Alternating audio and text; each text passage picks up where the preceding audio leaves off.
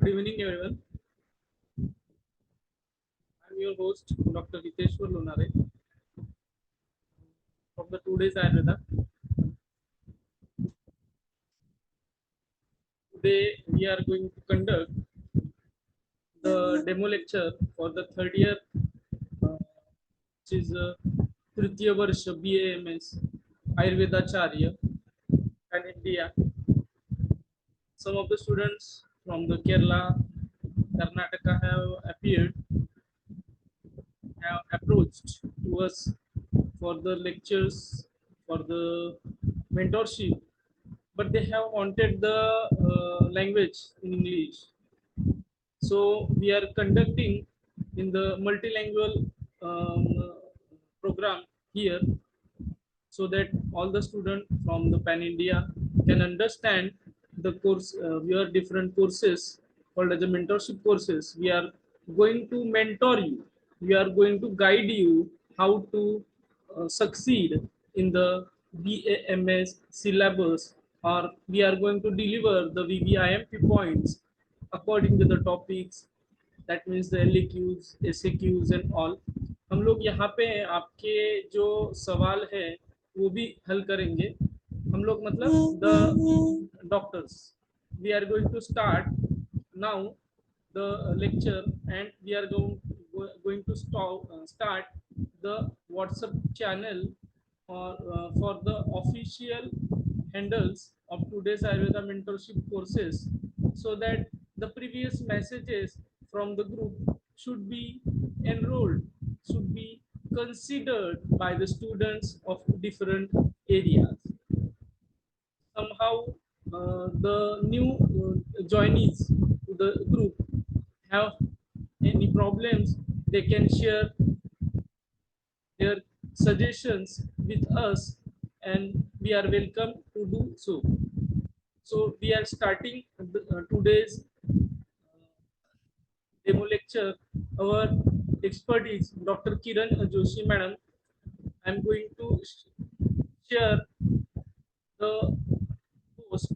I am making the host to the Dr. Kiran Joshi Ma'am. She is well-known Ayurveda pediatrician. She have completed the post-graduation in the Balaroga, that is a Komarvritya Tantra. Welcome, madam. I am going to make you host.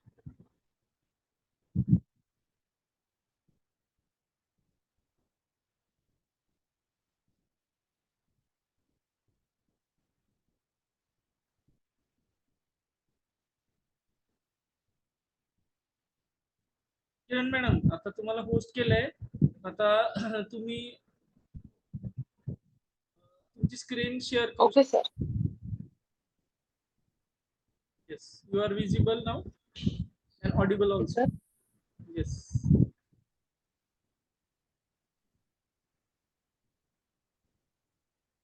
Okay, good evening. Good evening. तो शायद sir अभी ज्यादा student तो नहीं join हुए हैं, फिर भी हम स्टार्ट कर देते हैं. Yes, yes. सो आज मैं आपको कौमार नृत्य के बारे में पढ़ाऊंगी. आपको पता है और शायद शायद आप लोग अभी अपीयर भी हो, तो उस तरह से हम लोग सब्जेक्ट को पढ़ेंगे जल्दी, क्योंकि सिंगल पेपर है कौमार नृत्य का. ठीक है, तो कभी अगर पेपर हार्ड निकले या और आ जाए, तो उस तरह से हमको ना सारे जो भी क्वेश्चंस है उनके लिए प्रिपेयर होना ज्यादा जरूरी है. सिंगल पेपर होने की वजह से हमको ज्यादा तैयारी करनी पड़ेगी. हमको लगता है कि सिंगल पेपर है, छोटा बुक है, एक दिन में खत्म हो जाएगा, लेकिन ऐसा होता है नहीं. ठीक है, तो इसलिए मैंने एक पीपीटी बनाई है, तो मैं आपके साथ शेयर करती हूँ. इसमें बहुत इम्पोर्टेंट जो भी मटेरियल है उसको मैंने एक साथ लिया है.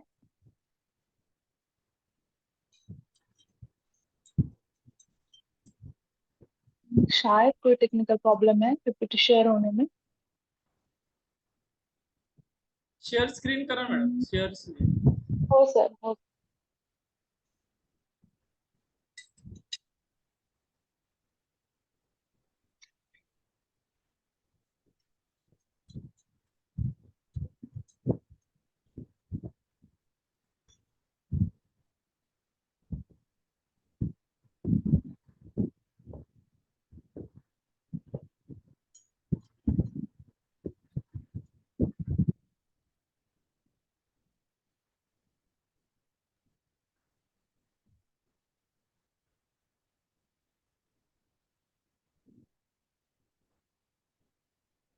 होते हैं?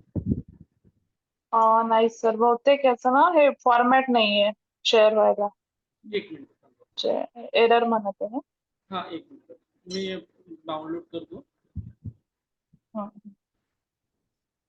बाहेर पण नाही जाता येत. Okay.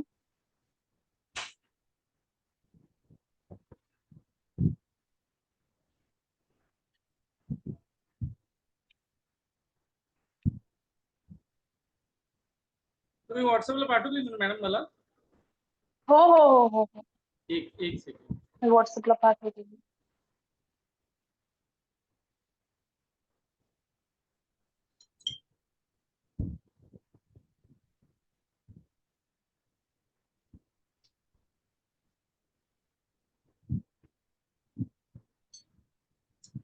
Some technical issues are there. Sorry for the delay.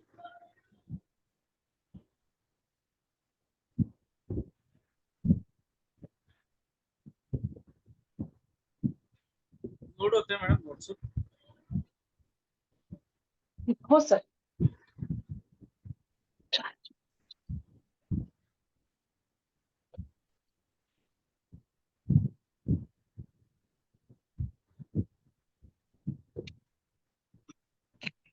जोपर्यंत हे लोड होते तोपर्यंत एक मॅडमचा एक परिचय मी तुम्हाला एक सांगतो.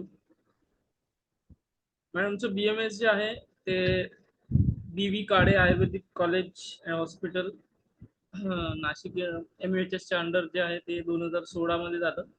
2016 में इनका MUHS में BMS कंप्लीट है. उसके बाद मैडम ने the famous institute of teaching and research इन आयुर्वेदा जामनगर, वहां से मैडम ने कोमार वित्त का जो ये सीट है वो एक्वायर किया था. 2022 में उनका कंप्लीट हुआ अक्टूबर में. सो जो BMS के PG ग्रेजुएट्स की एक ड्रीम सीट रहती है KB कोमार वित्त तंत्र and the dream place to study that is a Jamnagar. Jamnagar से मैडम ने कोमर वित्त तंत्र किया है. So in depth knowledge about the कोमार वित्या will be shared by Dr. Kiran Joshi madam. एक मिनिट होते हैं. ओके सर, मी स्टार्ट करते तोपर्यंत तरी. नाही नाही, हा चालू ठेवा, मी झालं की लगेच शेअर करतो. हो ना. हा हो सर, PPT कारण की नंतर येणारच आहे. येस. त्यामुळे प्रॉब्लेम नाही आहे. ठीक आहे? तर सगळ्यात आधी मी सांगते पेपर लिहायचा कसा, पेपर कैसे लिखना है. ठीक है. तो पहले हमको जो सीनियर बताते हैं ना कि पेपर थ्योरी पेपर 3 घंटे लिखो और पास हो जाओ. कितना लिखा है, कितने पेज या कोई भी यूनिवर्सिटी ये नहीं देख रही है. उनका अप्रोच ये है कितना लिखा है उससे अच्छा कि कितना अच्छे तरह से लिखा है. ठीक है. तो क्वांटिटी ज्यादा क्वालिटी आजकल मैटर कर रही है. तो आपको ना पहले ये देखना चाहिए कि टाइम. ठीक है. तो हमारे पास पेपर लिखने के लिए 3 ही घंटे है, ओनली 3 आवर्स. ठीक है. तो हमने बहुत पढ़ा भी हो साल भर, लेकिन अगर हम अच्छे से नहीं लिख पाए पेपर में तो हम ज्यादा स्कोर नहीं कर पाएंगे. ठीक है. तो हमको टाइम प्लानिंग का बहुत ख्याल रखना है इसमें. ठीक है. वो कैसे करना है तो उसका मैंने PPT लिखा है, लेकिन फिर भी मैं बता देती हूँ. आपको LAQ होते हैं और SAQ होते हैं. ठीक है. तो आपको सबसे पहले आपको लिखने हैं जो जैसे कि पेपर फॉर्मेट है, जैसे पेपर लिखा दिया गया है ना. ऐसा नहीं है कि LAQ ज्यादा मार्क्स वाले हैं तो उसको पहले लिख के खत्म करो, नहीं. ठीक है. तो जैसे SEQs है उसको सीरियल नंबर से लिखना बहुत ज्यादा जरूरी है. इसका इंप्रेशन ये पड़ता है कि स्टूडेंट ने पढ़ा हुआ है. ओके. जैसे कि हम उसमें एक ध्यान रखना है, डायरेक्ट जो क्वेश्चन है उसको अल्टर नहीं करना है. लेकिन फॉर एग्जाम्पल क्वेश्चन नंबर 1 में A to E आपको होंगे. ठीक है. तो उसमें आप क्वेश्चन नंबर 1 लिखो, उसके बीच में जो भी आपको पहले ज्यादा आता है वो लिखना है आपको. ठीक है. फॉर एग्जाम्पल क्वेश्चन नंबर 1 में ए लिखा है, SAQs है जो आपको 3 मार्क्स में होंगे या फिर 5 मार्क्स में होंगे. तो उसमें सबसे पहले अगर स्तन्य दुष्टि दिया क्वेश्चन में आया है और आपको वो अच्छे तरह से नहीं आता, उससे अच्छा आपको वैक्सीन, बीसीजी वैक्सीन आया है, वो आपको अच्छी तरह से आता है, तो आपको पहले अटेम्प्ट वो करना है। ठीक है, तो इस तरह से पेपर पहले कैसे लिखना है, हमको ना एग्जामिनर को पेपर चेक करते हुए ज्यादा तकलीफ नहीं देनी है। ठीक है, जितना आप उसको सिंप्लीफाइड तरीके उसको पेपर आपका चेक करने में इजी रहेगा ना, उसका एक अप्रोच मार्क्स देने का बढ़ता है। ठीक है, तो ये बहुत इंपॉर्टेंट है।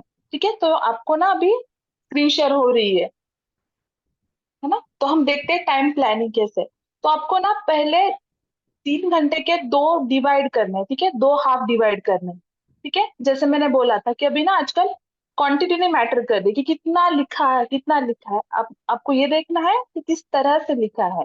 ठीक है, उसके बाद टाइम प्लानिंग वाला हमारा स्लाइड से। हाँ, तो देखो इसमें पहले तो 3 घंटे है हमारे पास, आपको डिवाइड करना है 90 मिनट्स और 90 मिनट्स। जो भी आपका पार्ट 1 होगा, फॉर एग्जाम्पल जो SAQ है, उसको आपको सॉल्व करना है। और उसके बाद पार्ट 2 को आपको ज्यादा इंपॉर्टेंस देना है LAQ को। लेकिन एक ही LAQ बहुत अच्छे तरह से आता है, तो उसको ही लिखते नहीं रहना है। ठीक है, जैसे ही 20 मिनट आप दे दो उसको। ठीक है, एक LAQ को जैसे 20 मिनट खत्म हो जाए, LAQ जितना आता है उसको छोड़ के, एक आधा पेज छोड़ के या एक पैराग्राफ का जगह छोड़ के आपको आगे चले जाना है। और इसी तरह से आपको LAQ कंप्लीट करना है, SAQ भी वैसे ही आपको कंप्लीट करना है। तो ये बहुत एक ब्रॉड कैसे पेपर सॉल्व करना है ये देखना है। आगे हम देखते हैं कि सब्जेक्ट में इंपॉर्टेंट क्या है। Next slide please. ठीक है, तो देखो जो भी कौमाद्युत्य का कंटेंट है, जो भी आपको पेपर में दिखेगा, वो मेनली दो ही इसमें डिवाइड हुआ है। ठीक है, तो सब्जेक्ट क्या है ये आपको पहले समझ में आना चाहिए कि सब्जेक्ट में एग्जामिनर को क्या अपेक्षित है और आप कैसे लिख रहे हो। ठीक है, इसमें दो डिवाइडेशन होते हैं। एक तो आएगा आयुर्वेदिक फंडामेंटल्स, है ना, जिसमें आपको मेनली जो संहितोक्त दिया गया है, ठीक है, वो आएगा। जैसे कि मोस्ट इंपॉर्टेंट क्या क्या है जो किसी ने नहीं, सब्जेक्ट का पहले ना एक आइडिया आना चाहिए, है ना। फॉर एग्जाम्पल इस सब्जेक्ट का सार क्या है, कोई भी, फॉर एग्जाम्पल आप अगर अर्थशास्त्र पढ़ रहे हैं तो उसमें मेन क्या है, कल पाएंगे, है ना। आप अगर तंत्र पढ़ रहे हैं तो इसमें मेन विषय चिकित्सा। वैसे ही अगर आप कौमारभृत्य पढ़ रहे हैं तो सबसे इंपॉर्टेंट है धात्री, है ना। और कौमारभृत्य के डेफिनेशन में ही पूरा आया गया है। ठीक है, इंपॉर्टेंट पाई वहां इसको छोड़ के कोई क्वेश्चन और आने ही नहीं वाला है। सबसे पहले स्तन्य, जो किसी आचार्य वर्णन नहीं किया है, वो काश्यप वर्णन कर चुके हैं। ठीक है, तो उन्होंने क्या बोला है, स्तन्य, स्तन्य कैसा होना चाहिए, स्तन्य की दुष्टियां क्या है, अच्छे स्तन्य लेने के फायदे क्या है, ये बहुत इंपॉर्टेंट है। उसके बाद आएगा धात्री। ये भी सिर्फ कौमारभृत्य में ही कंसेप्ट है कि मदर के अलावा जो बच्चे का ध्यान रखती है, उसका लालन पालन करती है, वो हो गई धात्री। ठीक है, इसके साथ लेहन, लेहन बहुत इंपॉर्टेंट है। इसमें आपको एक तो SAQ आएगा या तो फिर LAQ आएगा। तो इसके अलावा इसमें ये मतलब ये पॉइंट छोड़ा नहीं जाएगा आपके क्वेश्चन में, ये आपको ध्यान में रखना है। फिर है नवजात शिशु एग्जामिनेशन और परिचर्या। ठीक है, तो आपको ये ध्यान में रखना है पहले कि ये तो इसके इम्पोर्टेंट पॉइंट है। कल अगर पेपर है तो ये आज आपका रिवाइज होना ही चाहिए। फिर देखो उसमें कैसे लिखना है, फंडामेंटल्स में क्वेश्चन आए तो उसमें कैसे लिखना है।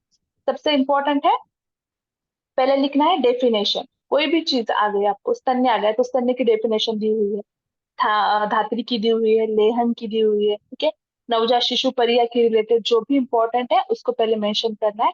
फिर आगे उन्होंने लिखा होगा उसको अच्छे से पढ़ना है।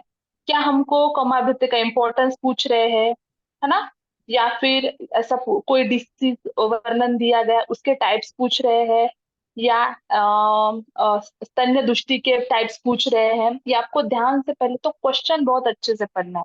ठीक है, फिर मेथड्स, फॉर एग्जाम्पल बच्चे को स्तनपान कैसे कराया जाना चाहिए, तो स्तन्य के रिलेटेड ये भी क्वेश्चन आ सकता है। ठीक है, तो उसमें आएगा मेथड्स। और फिर आपको जो क्वेश्चन दिया है, फॉर एग्जाम्पल उन्होंने अगर आयुर्वेद में क्वेश्चन मेंशन किया है तो पहले आपको उसके रिलेटेड जो भी आयुर्वेद आता है वो आपको लिखना है। और उसके बाद आपको मॉडर्न भी मेंशन करना है। फॉर एग्जाम्पल आपको दंत जन्म के रिलेटेड कुछ पूछा, दांत कैसे है ना, तो आपको उसकी उत्पत्ति क्या होती है, उसके चार टाइप्स कौन से हैं, दंत संपत क्या है, दंत असंपत क्या है ना। और जल्दी अगर दांत आ गए, for example fourth fifth six, original दंत संपत है 8वें महीने में है ना, लेकिन फोर्थ फिफ्थ सिक्स उसमें क्या क्या आता है, उसके दृष्टि लक्षण बताए गए हैं, ये आपको लिखना है। उसके बाद आपको और इम्प्रेस करने के लिए एग्जामिनर को आपको मॉडर्न भी लिखना है। फॉर एग्जाम्पल इंसिजस कब इरप्शन होते हैं, ठीक है, उसके बाद मोलार्स कब आते हैं है ना, फिर परमानेंट टीथ कब आते हैं, डेसिडियस टीथ मतलब जो टेम्पररी टीथ होते हैं वो कब आते हैं, ये आपको मेंशन करना है। दूसरा हो गया इसका पार्ट, वो है डिसीजेस। आपको इसके अलावा और कोई क्वेश्चन पूछेंगे ही नहीं, एक तो आयुर्वेदिक फंडामेंटल्स जो है कौमारवृत्ति में वो पूछे जाएंगे, या फिर डिसीजेस के रिलेटेड, डिसीजेस के सबसे, और एक बहुत इंपॉर्टेंट चीज, ठीक है, जैसे भी आप क्वेश्चन सॉल्व करने के लिए देखोगे ना, आपको मार्क्स डिसीजेस वाला सेक्शन ज्यादा देके जाएगा। जैसे मैथ्स में नहीं होता था कि स्टेप वाइज स्टेप सॉल्व करो मार्क आपको मिल जाएंगे, वैसे ही है ये, ठीक है। आयुर्वेद फंडामेंटल्स के रिलेटेड जो भी क्वेश्चन आएगा उसमें ऐसा होगा कि आप जितना लिखोगे आपको पता नहीं कि एग्जामिनर क्या, उसको क्या चाहिए है ना, लेकिन डिसीज के रिलेटेड ये ऐसा नहीं होता है। डिसीज में डिसीज की डेफिनेशन आएगी, उसके टाइप्स आएंगे, सिम्टम्स आएंगे, संप्राप्ति आएगी, ट्रीटमेंट आएगी, ये 5 पॉइंट आपको बहुत अच्छे से मेंशन करने हैं, ठीक है। हेडिंग डालना कभी नहीं भूलना है, आप बहुत अच्छे से लिखोगे लेकिन अगर हेडिंग नहीं डालोगे ना तो दिक्कत आ जाएगी, ठीक है। उसके बाद नेक्स्ट है,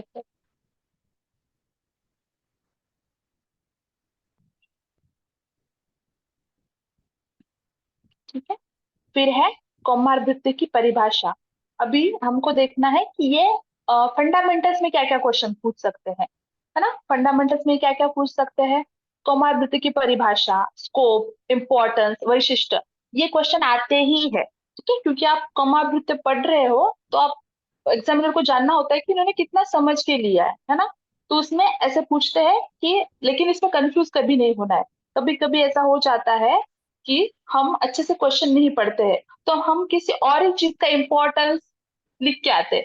फॉर एग्जाम्पल इंपॉर्टेंस ऑफ कौमारभृत्य है ना, तो हम काश्यप संहिता का इंपॉर्टेंस लिख के आ सकते हैं, ठीक है।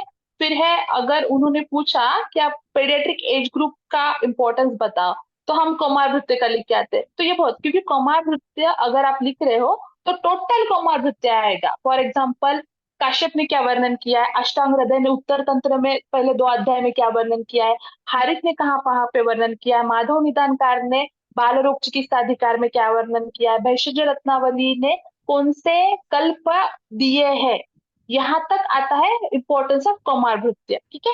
अगर उन्होंने इंपॉर्टेंस ऑफ काश्यप संहिता पूछा तो क्या आएगा, सिर्फ काश्यप के रिलेटेड, फिर उसमें कितने स्थान है, खिलस्थान क्यों वर्णन किया है, खिलस्थान में कितने अध्याय है, कौन सा स्थान खंडित है, ठीक है, लेहाध्याय का इंपॉर्टेंस क्या है, लक्षणाध्याय क्या है, वेदनाध्याय क्या है, ये बहुत इंपॉर्टेंट रहेगा इसमें, ठीक है।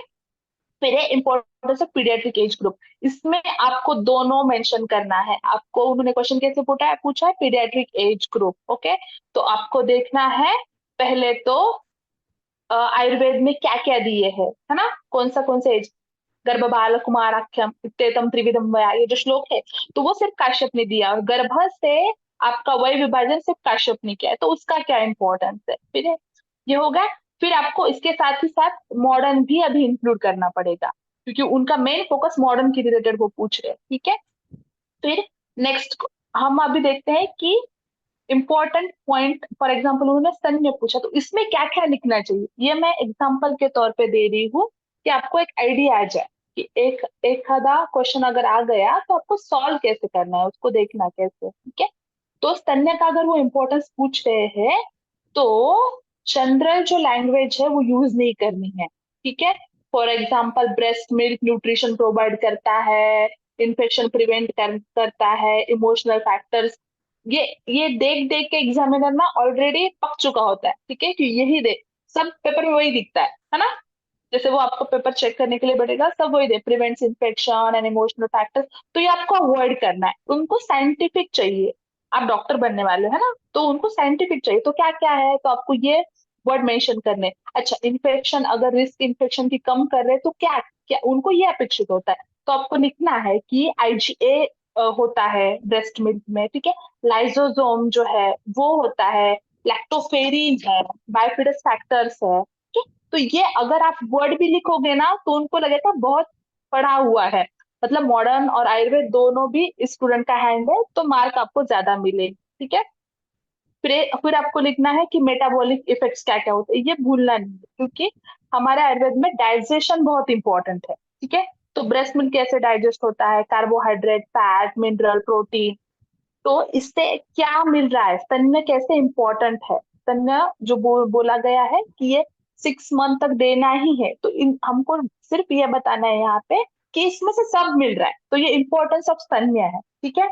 फिर आपको इसके जो अदर बेनिफिट्स है, economic factors, emotional factors, eco friendly, फिर आप ये सब दे सकते हो। फिर मैटरनल फैक्टर्स, ये सब हो गया आपका बेबी के रिलेटेड, कि बेबी को क्या क्या बेनिफिट्स हो रहे हैं, फिर मम्मी को क्या क्या बेनिफिट्स, और मैटरनल फैक्टर्स क्या है ना, उसका ओव्यूलेशन सप्रेस होता है तो आगे का प्रेगनेंसी नहीं रहेगा। इसके रिलेटेड फिर क्या होगा, परिगर्भिक, बाल शोष, ये जो व्याधि है ना, पक्का व्याधि, जो अगर बेबी छोटा है एक और मदर फिर से कंसीव कर रही है तो माल न्यूट्रिशन जैसा एक हो जाता है, वो नहीं रहेगा, ठीक है। तो ये मैटरनल फैक्टर है, ये आपको इम्पोर्टेंस स्तन्य में आपको इंक्लूड करने हैं, आपको मार्क्स मिलेंगे इससे। Next slide.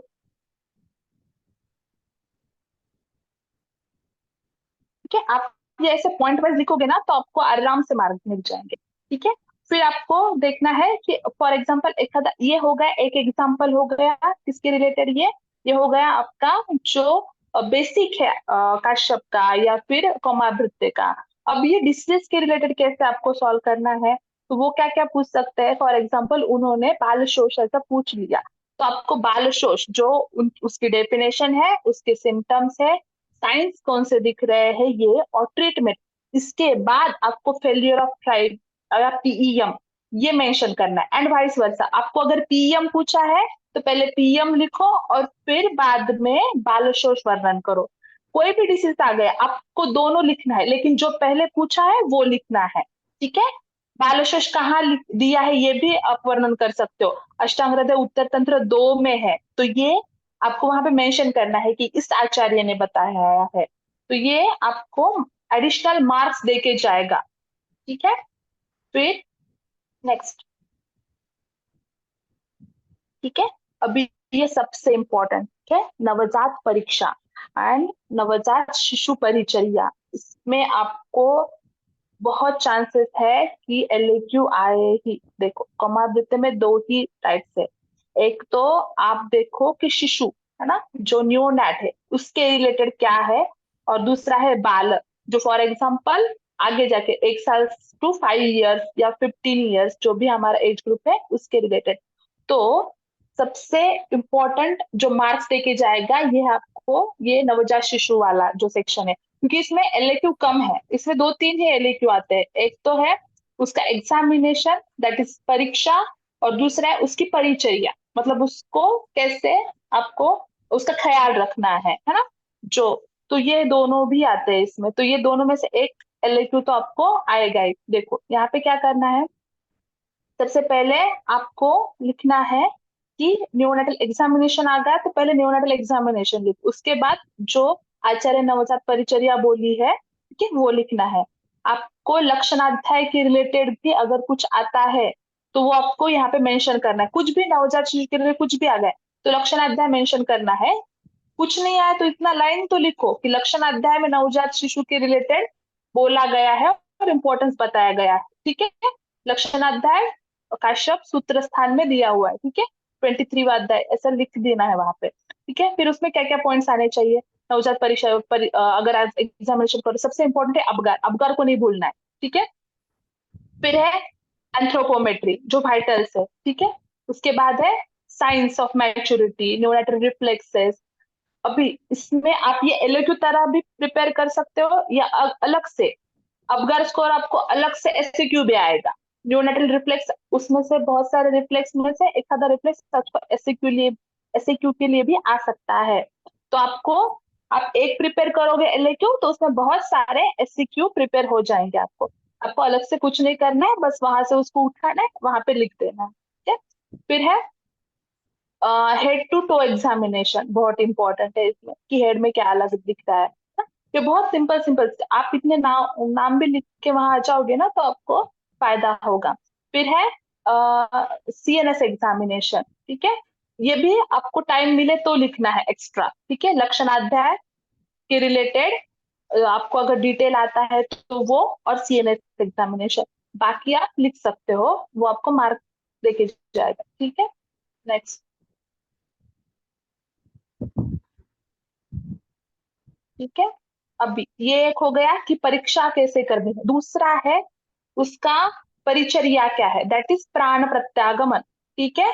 अगर डिलीवरी लेबर हो चुका है, बच्चा सांस नहीं ले रहा है, तो क्या करना है। एक उसमें ये आता है जो है इमरजेंसी सिचुएशन, ठीक है। दूसरा है लेबर हो चुका है, अब आपको क्या करना है। क्या क्या प्राइमरी चीजें हैं जो आपको हर एक बच्चे में लेबर के बाद फॉलो करनी पड़ती है। ये सारे आचार्यों ने बताया हुआ है, अष्टांग हृदय, चरक, सुश्रुत, काश्यप, ठीक है। उनका एक यहाँ पे एसिमुलेशन मतलब समेशन एक दिया हुआ है मैंने, कि किस किस आचार्य ने क्या क्या किया हुआ है। कुछ कुछ ने, फॉर एग्जाम्पल सीक्वेंस हर एक ने मेंटेन नहीं किया इसमें, ठीक है। कोई कोई चीज पहले बताता है, कोई बोलता है पहले उसको स्टिमुलेट करो, दैट इज अश्मनोवादन बोला गया है। किसी ने बोला है कि उसका पहले उल्ब शोषण करो। तो एक जो मॉडर्न के कोरिलेशन में जो फिट बैठता है, वो यहाँ पे मैंने लिखा हुआ है। पहले आपको उल्ब शोषण करना है, मतलब क्या करना है, सेंधा और सरफी से उसका मुंह साफ करके लेना है। इसको मॉडर्न में क्या है, सक्शन है।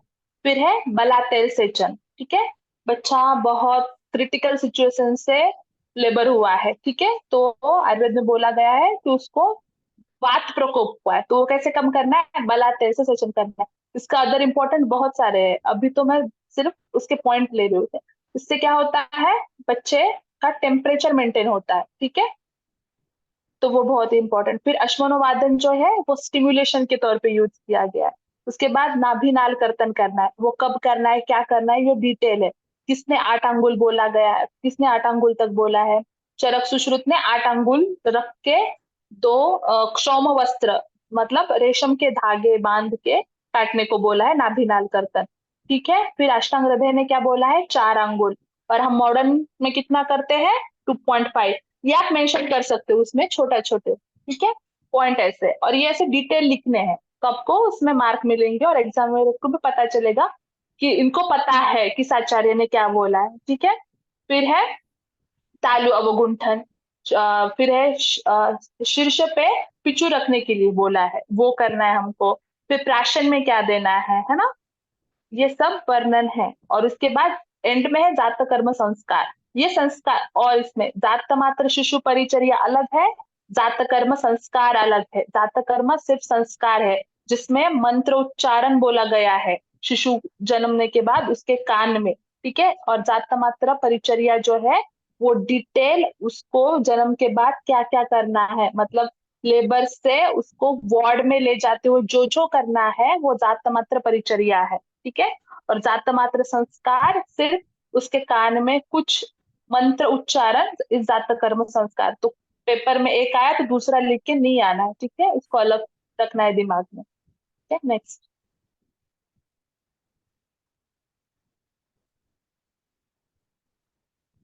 ठीक है।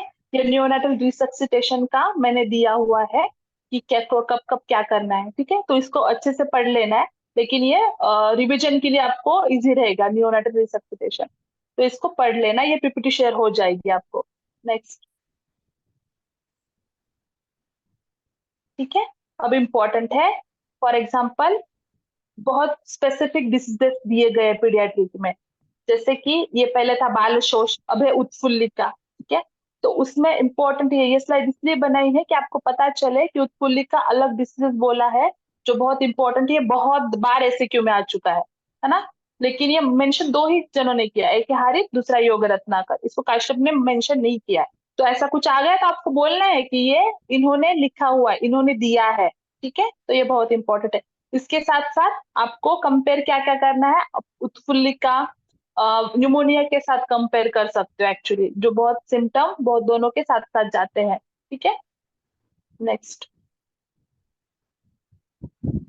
फिर आपको कहीं भी कोई भी डिसीजेस आ गया, आपको उसकी फॉर एग्जाम्पल चिकित्सा याद नहीं आ रही है, तो आप ये दोनों जो है श्लोक जो है रजन्यादि चूर्ण का और बाल चतुर्भद्र चूर्ण का, ये आपको लर्न करके रखना है। ठीक है, यूजी के रिलेटेड ये दो भी आपने लिख दिए, कहीं पे भी मतलब जहाँ पे डिसीजेस है। फॉर एग्जाम्पल ये जो दोनों डिसीजेस है ना, उसमें पूरे सारे पीडियाट्रिक जो डिसीजेस है वो कवर हो जाते हैं।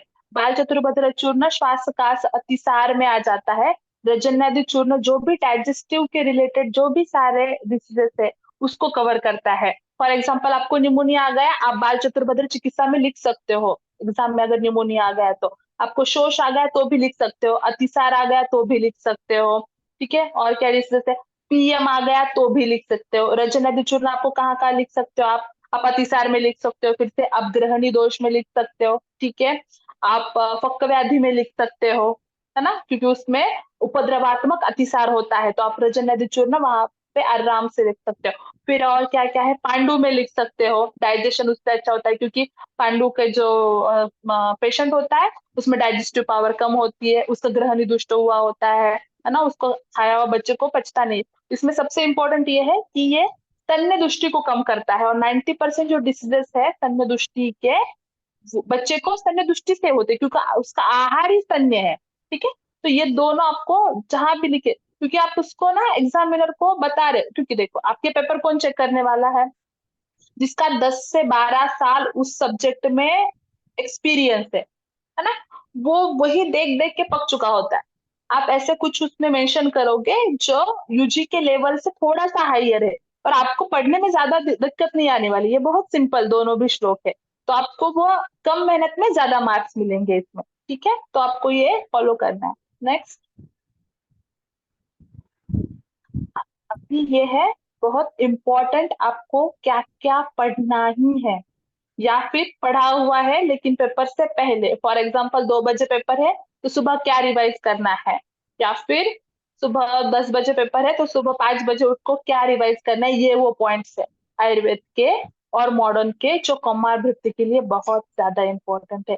आपको दंत संपद पढ़ना ही है, क्योंकि दंत संपद काश्यप ने बहुत अच्छे से वर्णन किया है, और ये पीडियाट्रिक के रिलेटेड है, क्योंकि पीडियाट्रिक एज ग्रुप में ही डिसिडुअस टीथ आपके जाके आपको परमानेंट टीथ आएंगे। ठीक है, तो वो इम्पोर्टेंट है। फिर है स्तन्य संपद, अभी मैंने जो बोला कि उसका मेन आहार है बच्चे का होता है स्तन्य, तो आपको पता होना चाहिए कि कौन सा स्तन्य शुद्ध स्तन्य है। ठीक है, फिर है पीएम, सबसे इम्पोर्टेंट, जो भी चाइल्ड होते हैं उसमें सबसे ज्यादा इम्पोर्टेंट क्या, सबसे ज्यादा बच्चे किससे रिलेटेड वर्ल्ड वाइड डेथ हो रही है उसकी, तो पीएम है। वो क्या है, प्रोटीन एलर्जी माल न्यूट्रिशन। माल न्यूट्रिशन एक बहुत ज्यादा गंभीर समस्या है। ठीक है, तो आपको वो तो पेपर में आएगा, कुछ नहीं आएगा तो पीएम में एक तो ऐसे क्यों एलए कुछ ना कुछ तो आएगा उसके रिलेटेड। ठीक है, तो वो पढ़ना है। फिर बाल चतुर्भद्र चूर्ण जो मैंने अभी बोला, जो आपको डिसीजेस की चिकित्सा करते वक्त आपको हेल्प करेगा। कुछ नहीं आया तो इसके रिलेटेड कल को आपको ऐसे क्यों में आ जाएगा।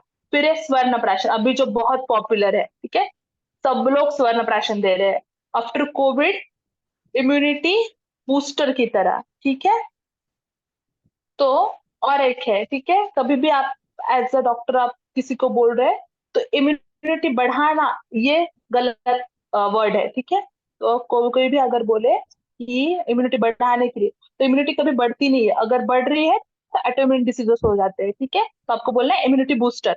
फिर है व्याधिक क्षमत्व, है ना, व्याधिक क्षमत्व बहुत इंपॉर्टेंट पॉइंट है, ये भी आपको पढ़ के जाना है। फिर है दंतोद्भेद जन्य व्याधि, जो किसने वर्णन किया, अष्टांग हृदय ने। इसमें रिकरेंट क्वेश्चन आते हैं कि दंतोद्भेद व्याधि कौन से वर्णन किए।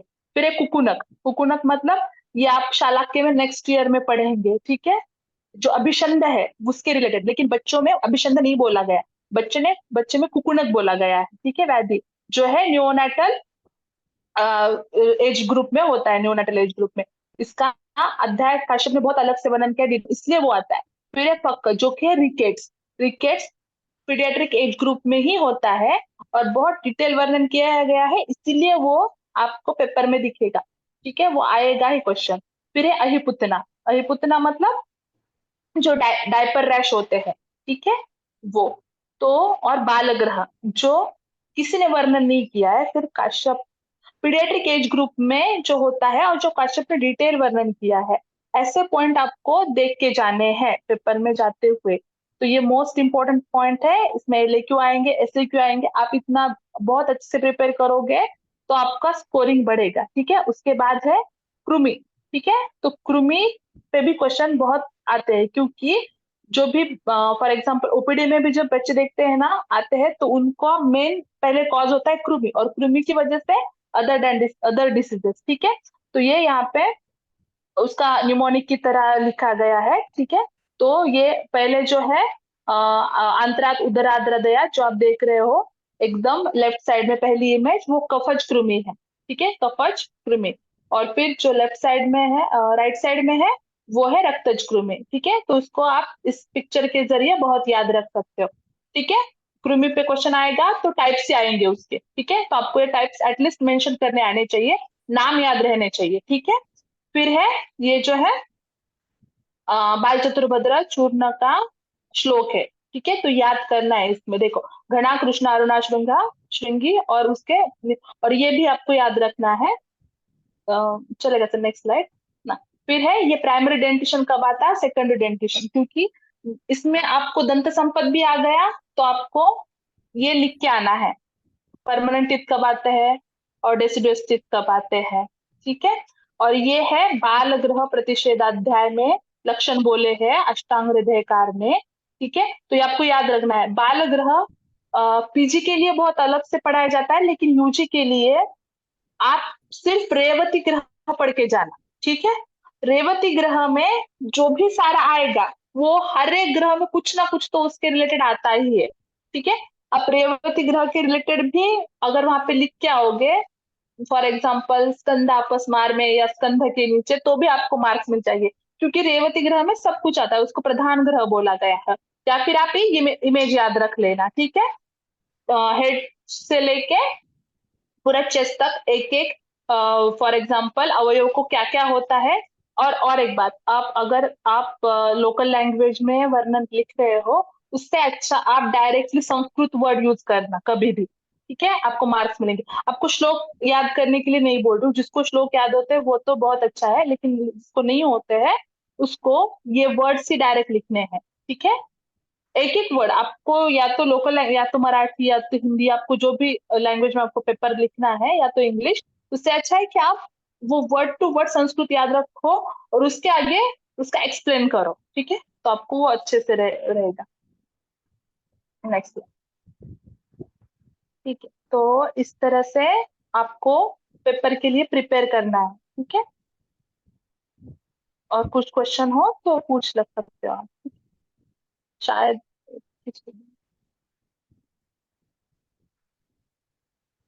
Thank you.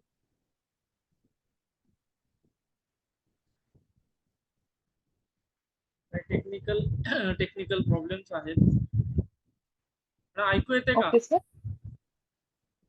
चालेल मॅम, संपूया आज, एकदम वेळच झालं. हो आधीचे जे डेमो हो लेक्चर्स हो होते थोडे आम्हाला टाइमचं ओके तुमचं एकदम परफेक्ट झालेलं आहे. ओके ओके सर, चालेल. चालेल, थँक्यू सर. येस.